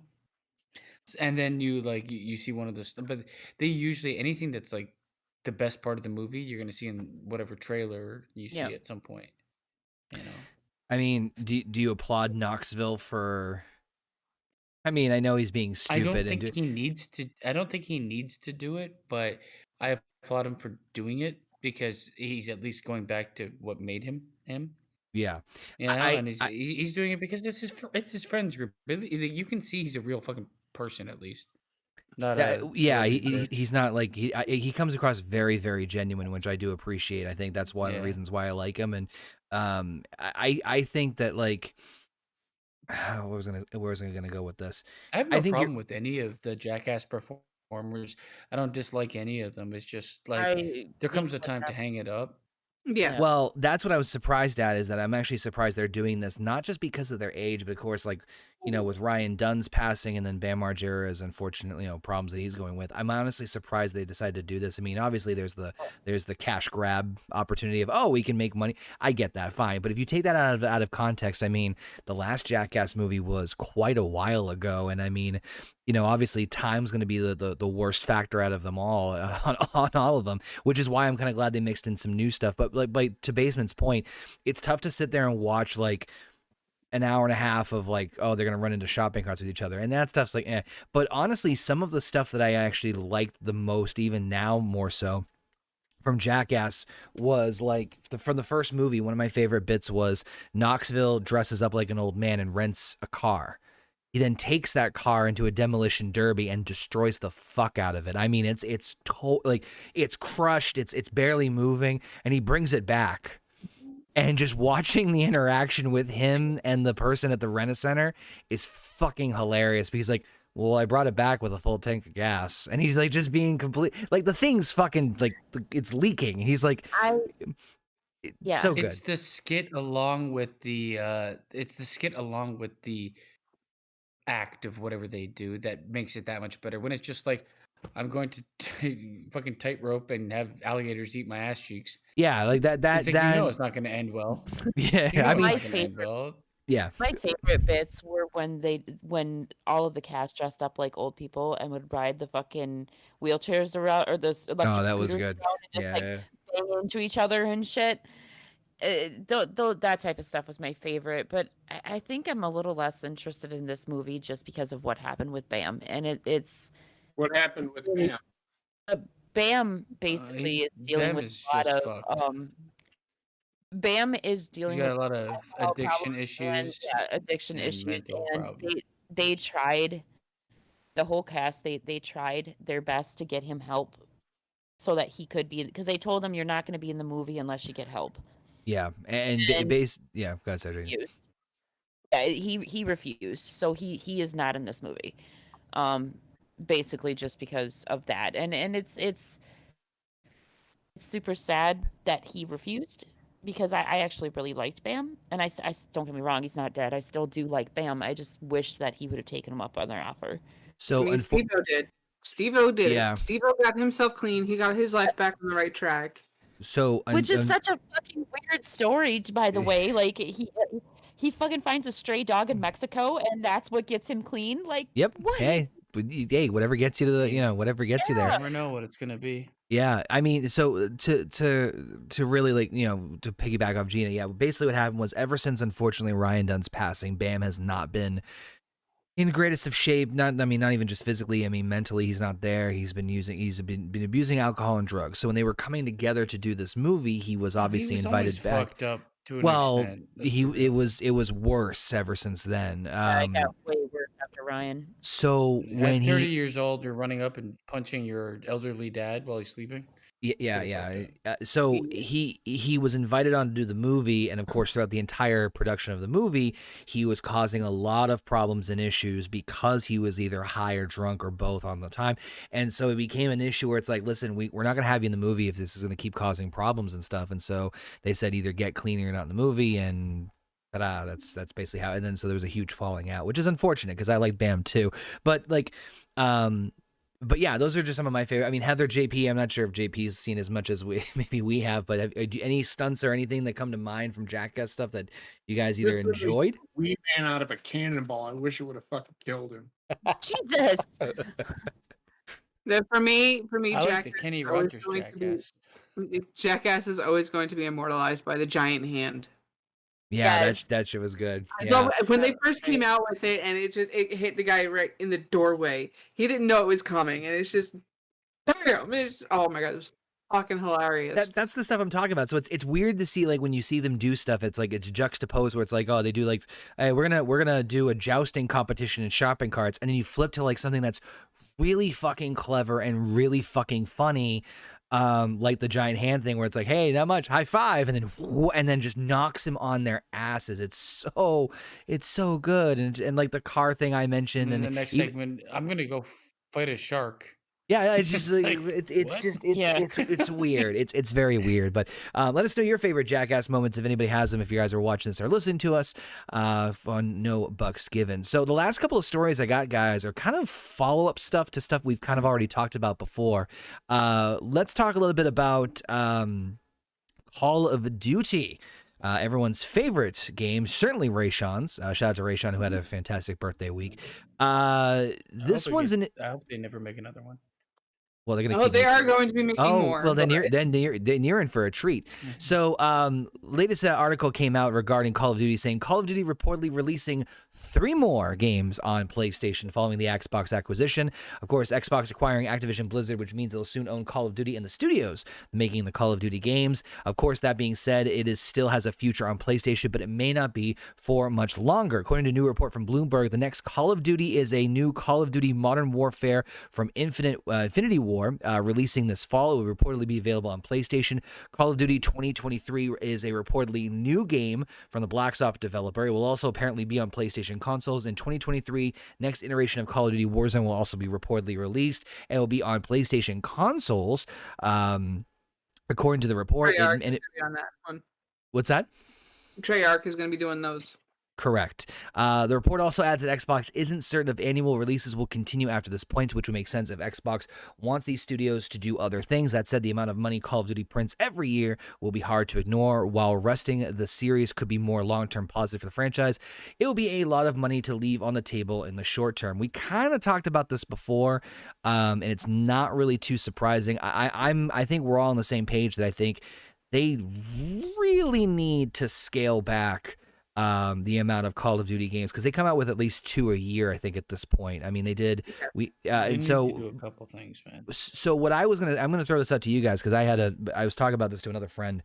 I think what they're going to do, or at least what would behoove them, was that They're going to keep the Call of Duty franchise cross-platform and on both major consoles, because if you're going to isolate it, it's going to really hurt your sales.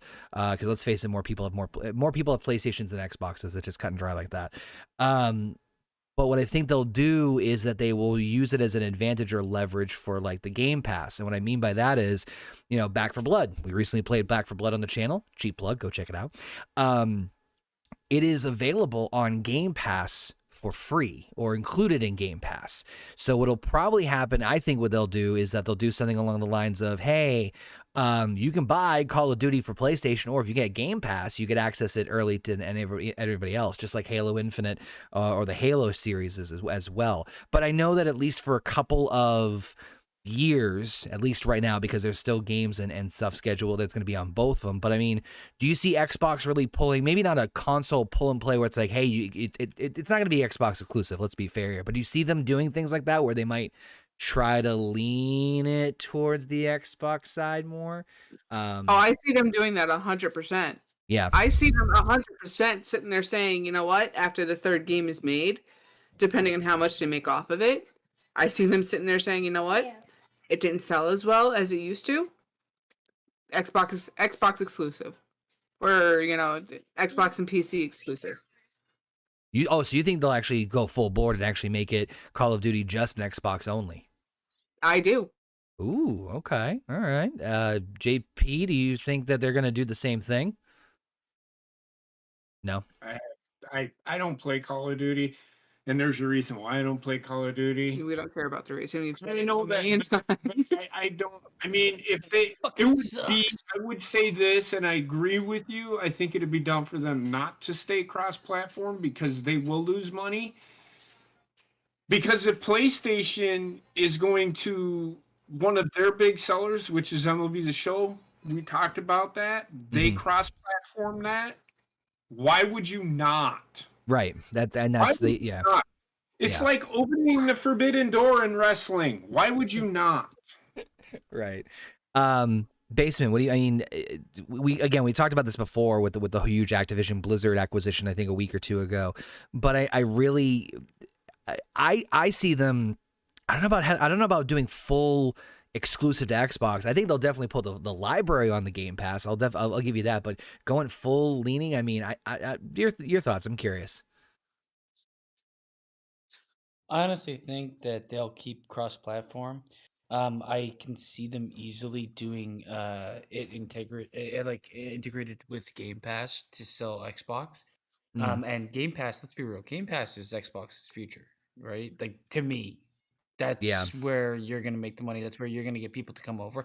You might lose money for the first 5-10 years, but you're gonna gain enough people that the Game Pass will eventually bring you the amount of people to make money.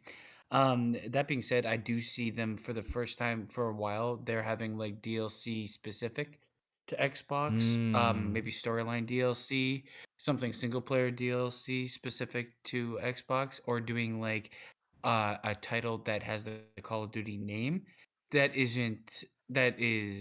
standalone. Not all their titles need to be cross-platform. But I would say I if see they're what you're gonna do a saying. standalone, it has to be like maybe like a 4-player co-op type thing instead of multiplayer. Because as soon as it opens up to the multiplayer arena, yeah. So I can see that happening, but I will also say Call of Duty needs to make some fucking changes. I played the same game for 15 years. They need to fix the problems that they have, specifically with cheating, and secondly, with the fact that I can shoot bullets in and around my target and still hit them.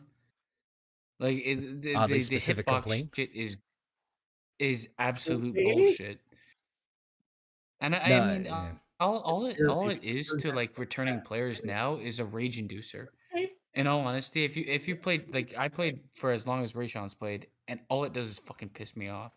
So Because I mean, it's like, okay, the fastest internet is gonna kill you. Yeah. Oh my God, that's actually really, that's a great way to fucking put it. I mean, we were kind of talking about this in relation to like, the new WWE game that's coming out in March, and obviously a lot of people are very leery about it because 2K20 was such a great game. But that could work in their advantage because now they've had almost over 2 years at this point, right? Going on or year and a half, to work out the kinks and the bugs and the issues they had from the last game. So that I think maybe doing less of it could be a benefit. Less Call of Duty games could be beneficial, and maybe make improvements or make changes to the game that a lot of people have been dying and itching for.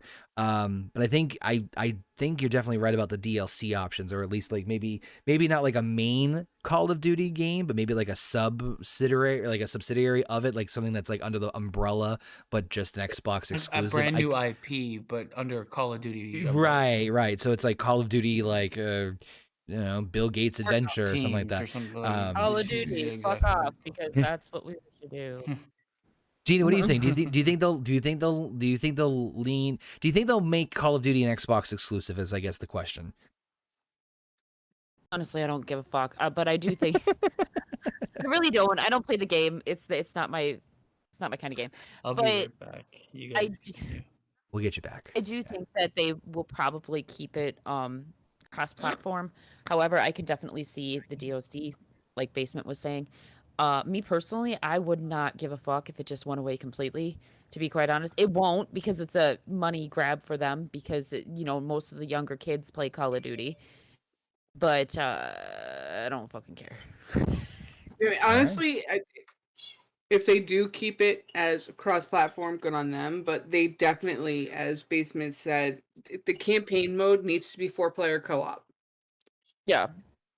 I think they'll hopefully they'll take a look at the successes and the more popular playthrough, especially with Halo, and hopefully apply it to like, oh, this worked in Halo. Let's see if we can apply certain dynamics of it. I'll tell you right now, though, if we're playing Call of Duty and I can jump 20 feet in the air and stay floating up in there and change the gravity and the speed run, it's gonna be a good time. It's gonna be a great time. I just don't understand with Call of Duty how there can be so many glitches and so many like downsides to it when you have a game like Insurgency that came out, and I actually enjoy playing Insurgency.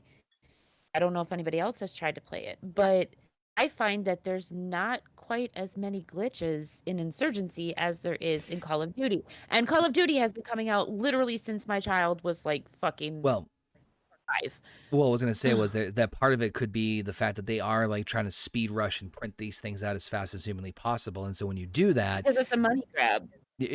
Right. So that's what we're saying, is that like maybe they'll hopefully reduce the amount of games they come out on a yearly basis. They're not going to reduce it. Yeah. Well, sorry. I mean, it's a money grab. They're not going to reduce anything. Fingers crossed. A money grab.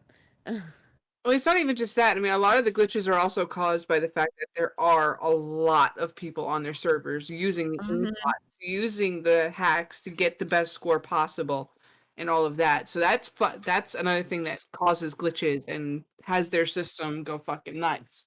Now, honestly, I think that's why I never really got into Call of Duty, because I do know that, like, yes, you can play on your own or whatever, but in order to like actually play a game or whatever, you have to play online. And I have no inkling to play against a fucking crazy 11-year-old that's calling me a fucking cunt and a bitch and everything else under the fucking moon. It's fun. It's still fun. Well, that's why you turn the voice chat off, or you sit there and you just play with us in the custom game mode where it's literally just us and nobody else. I'm telling you right now, my colored vocabulary would have a lot of parents on the fucking headphones very quickly. Good. Teach the little brat something. Some new curse words. With that being said, we got one last little story here that we're going to do here. Again, a little bit of a follow-up from something that we've talked about before here. It's involving our favorite pig heart transplant story, but this one has a little bit of a twist to it. This one, when I saw this one pop up, I'm like, oh my God, this is really interesting. So the article reads, the first pig-to-human heart transplant, which we talked about before, required, I love this, the title is, required just the teeniest bit of cocaine. As if the story couldn't get any more interesting. Bizarre? Yeah. So of course, we talked about how they experimented with a pig to human heart transplant because of the lack of human hearts and just and doing certain things to modify it. But apparently, they successfully completed a pig to human heart transplant, but they owe it all to the wonders of cocaine. According to the rundown last week from Vice, part of the experimental surgery success is attributed to the novel use of a solution combining a unique cocktail of hormones, which we talked about before, and a minute but controversial amount of cocaine. It was the first time the mixture was utilized here in the United States. It was produced by a Swedish manufacturer and required some pretty serious scrutiny from the DEA. What's particularly nuts here is that the scientists apparently aren't entirely sure why the hormone and coke recipe worked so well at preventing donor hearts from rapidly deteriorating. Regardless, it apparently seemed to do the trick. So it's not like it's just, oh, we decided to do this. And the part is like, oh, this worked. Why did this work? Cocaine. I wish I could tell you. I've been trying to wrap my head around this one. I'm thinking, okay, the only thing I can think of is that, and I am no scientist, I am no drug expert by any stretch of the imagination.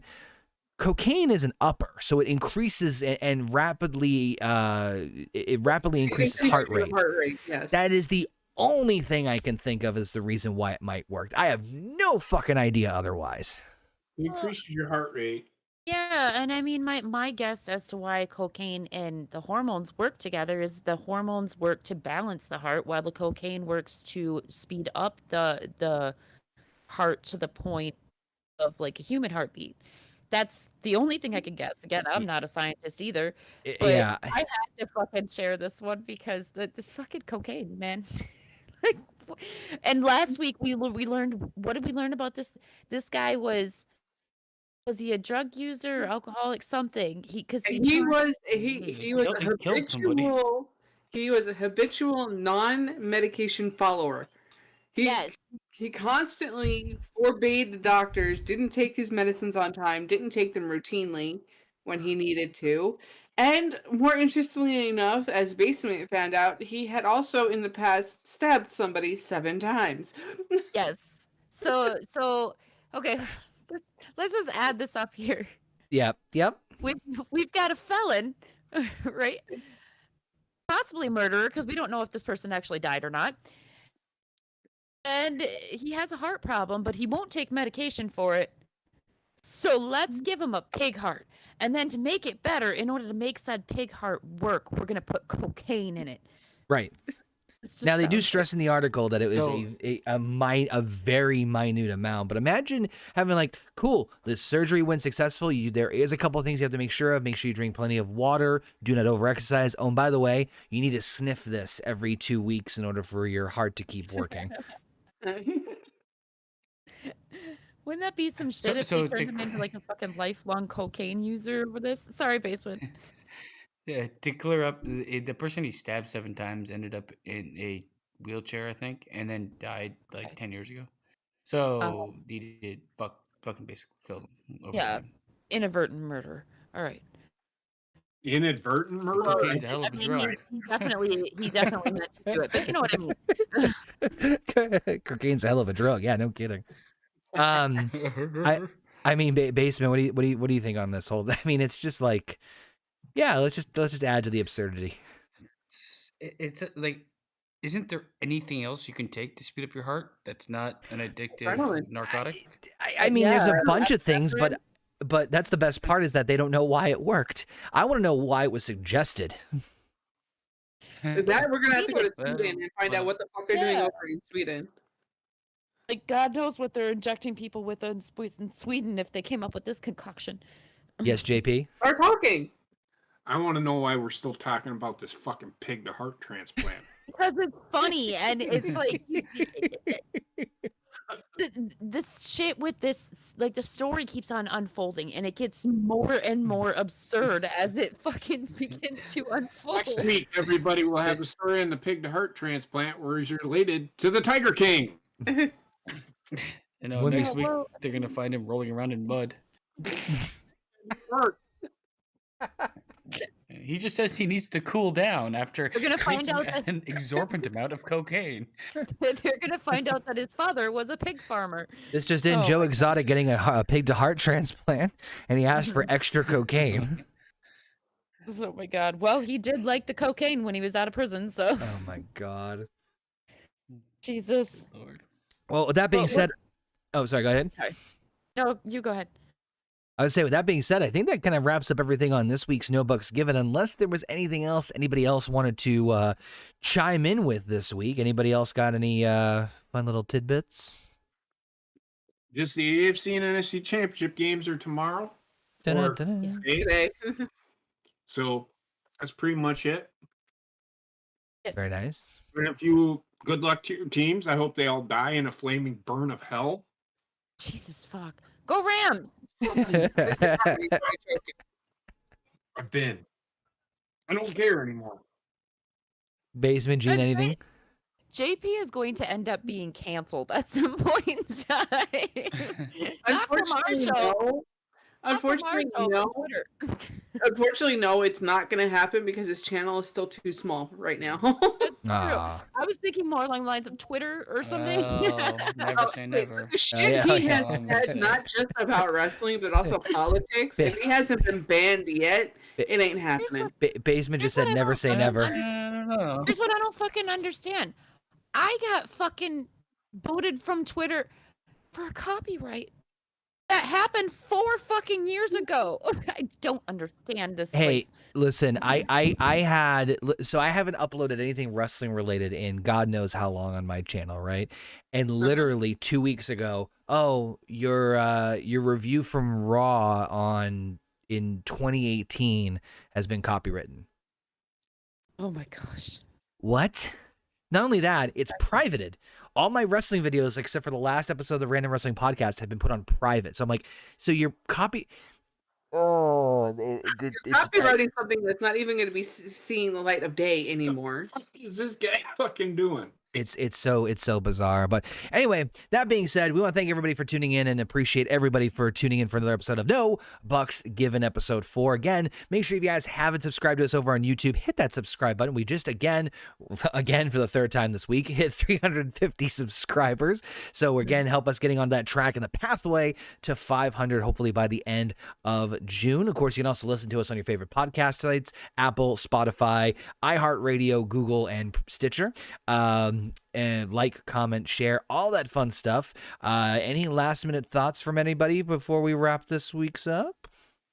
Enjoy the rest of your weekend. If you are anywhere on the East Coast with this nor'easter that just went by, stay safe, stay warm, and Freeze my enjoy ass your off. snow days. I hope you all keep your Buck me. electricity.